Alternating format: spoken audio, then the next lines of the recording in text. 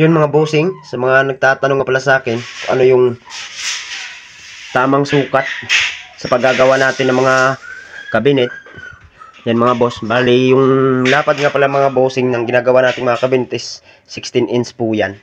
Para yung isang buong plywood natin is mahati po siya sa 3 piraso para wala pong maging sayang dun sa isang buong plywood natin. Kasi alam naman natin mga boss na mahal po yung isang piraso ng plywood na to, yung 3/4. At may hanger nga pala tayo dito mga boss. Yan, papakita ko sa inyo. Saktong-sakto lang po ito sa ginawa natin. Yan, may allowance pa tayo dyan mga bossing. Dito po natin yan ilalagay. Kaya tamang-tama po talaga yung 16 inch natin na ginawa. Yung lapad ng cabinet natin. Para maging 3 piraso nga yung isang piraso natin na buong plywood mga bossing.